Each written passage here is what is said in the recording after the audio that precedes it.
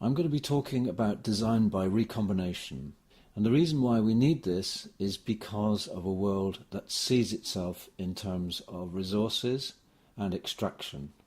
When we think of producing something, we think of taking things out of the soil. In economics is called the law of diminishing returns. It's the logic that when we start with a project and we fund the initial extraction, more profit is made because there is more abundance. As the material runs out, then the energy needed or the investment needed goes up and up. So this is a very old idea, and it colours the way we see things. How can we design beyond this idea? My suggestion is that we need to think in a more relational way. So we are familiar with the idea of design by producing, design by reproducing or for reproducing, and design by recombination is something that we do, but we don't notice it. And we need to develop this as a new field. Design by production, you could say, has evolved over 200,000 years at least, and we could imagine all those objects that we see in the ground, little flint arrows and so on. These are made by chipping away individual products, so the focus on attending to the design absolutely locally is something that, according to the brain specialists, evolved both in a skill in our body but also in the way we think. So our language centres in the brain are very closely allied to the flint knapping skills that we developed. Likewise, cooperation is inspired by the way that gravity works and the way that ballistics works. Herbert Simon's notion of design, the transformation of existing conditions into preferred ones, we could easily imagine as a trajectory path. In fact, we talk about the word project in English, which just means a projectile. And so design, in a way, is a kind of imagined target that fuels the efforts that produce that reality. And that outcome may well be very complex, but we can summarize it with a simple term in language. We tend to identify complexity in terms of simplicity. So we're very good at doing individual tasks, but much less good at multitasking. We are very confused often by large numbers. And in particular, we're confused in terms of economics by adding noughts onto the end of a number. Doesn't really make much sense to us. We don't really understand the scaling process. So we confuse quantity with quality. And in bureaucracy, which is caused by having organizations that are too large, accountability replacing responsibility, where accountability is really just to do with numbers. And this can be seen also in slightly different views of strategy in the West and in Asian countries, where chess has 8 by 8 squares and enables us to have a very rational way of approaching the beginning of each game. The first few moves can be put into algorithms, and they have names and they're very precise mathematically.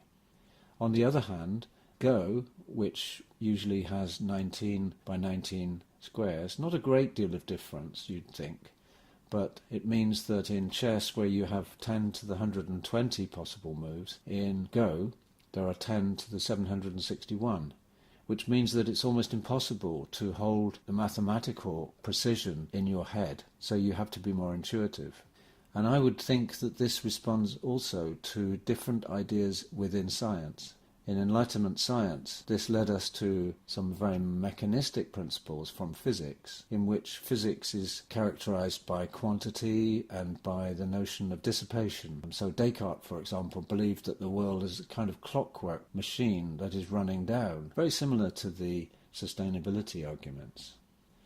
On the other hand, the life sciences, from Charles Darwin, talk of an ecological paradigm that is more qualitative and emergent. So to give you an example of this, when a baby is born, we don't know what that baby is going to think or feel or say or do over the next 20 years or so.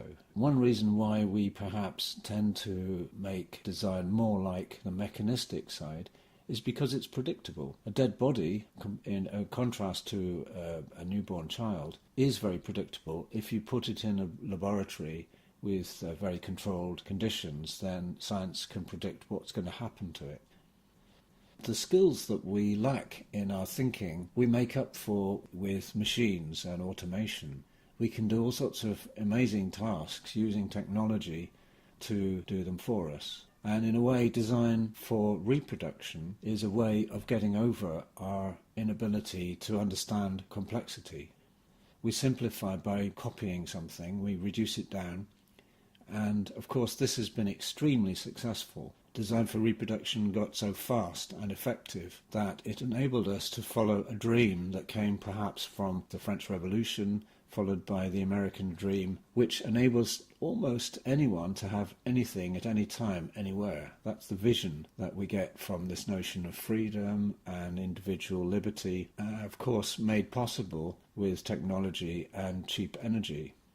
And now, of course, that revolution is being facilitated by many designers, also facilitated by logistics. So the principles behind this strategy are very Newtonian and Cartesian, the notion of absolute time and absolute place. If you put these two ideas together, they underpin the GPS devices that we have in cars that enable us to predict with some certainty where we will go and how we will get there.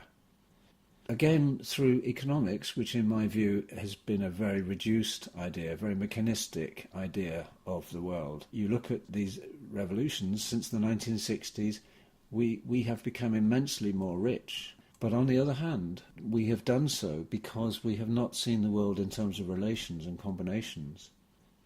Some would say we've become much poorer because this revolution has enabled us to use up 50% of the oil, 30% of the trees, 52% of the species are now gone, 25% of the topsoil has been lost through intensive farming, 50% of the phosphorus is gone, and so on and so on. So this has reduced our capacity to survive and our capacity to do business. And yet we're still training designers for economic growth. And what I mean by growth is a world characterized by profit-driven enterprise, speed, high degree of scale, automation, the same confusions of money and quantity rather than quality and well-being are still around because our brains haven't evolved further. So how can we get beyond this? We have to see that economic growth is not the same as growth. We need a new business model. We need designers to think in terms of new ways to see the future as a cycle rather than as a straight line towards landfill. Victor Papanek was very critical of industrial designers because of their role in this process. And he said, well, maybe there's only one profession which is worse than product design, and that is advertisers, because they persuade people to buy things they don't need with money they don't have in order to impress others who don't care. So my solution is by combining things that are different. It's important. You can't, if you combine things that are the same, you just get quantity. Combining difference can work to create synergy. So recombination means designing in a relational way. And I'll give you an example from chemistry. Here we have two chemicals that are both poisons, chlorine and sodium. But if you combine them in a correct way, you will get salt, sodium chloride, which is actually not a poison. And this process is something we need to learn from. It's not an individual product, it's a combinatorial product, and it's a little bit like having a musical duet. And we can learn from nature in this too. Sexual reproduction is a recombinatorial process. Resource A added to resource B in the right way produces resource AB. And AB is not the same as either A or B, it's different, but it resembles A and B. Perhaps it's a better, more adaptive, it's more adapted to the new situation. So this is an evolutionary model, and we can apply the same idea to economics. Economists don't seem to understand that the idea of entrepreneurship is a combinatorial idea. They always talk about risk-taking or profit-making, and they forget that the word means taking from between. And if you apply it to the idea of ideas, then we have gone beyond our law of diminishing returns and found the law of increasing returns. So if I share oil or gold with somebody else, then I will lose some of that oil or gold. On the other hand, if I share an idea, if I put two ideas together, I can get not only the original ideas still there, but some new ones too. Also, we can extend the range of combinations by stepping up the number. So if we have two things and we combine them, then we get one baby or one synergy or one relation. How many would we get if we had not two starting points but four? A quartet is 6 times more synergistic than a duet. Here's the reason: because when you combine 4, you actually get 6. So this is nature's way of giving us an abundance. And just to give you a very brief example now, this is an idea from America. The walking bus, instead of children being driven to school, they go together in a group.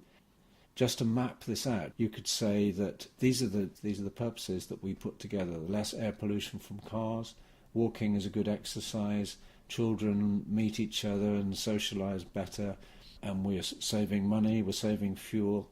But the combinations also produce synergies. So because of walking, the children build up a better appetite and they can eat healthier food because you're saving money. The children get healthier.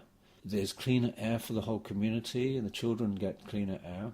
The parents also get exercise and they also meet each other and can develop community plans, and the community saves money as a whole. And so there are many bonuses that can be accrued by thinking in a relational way rather than having to think about a new type of car, which is greener, for example.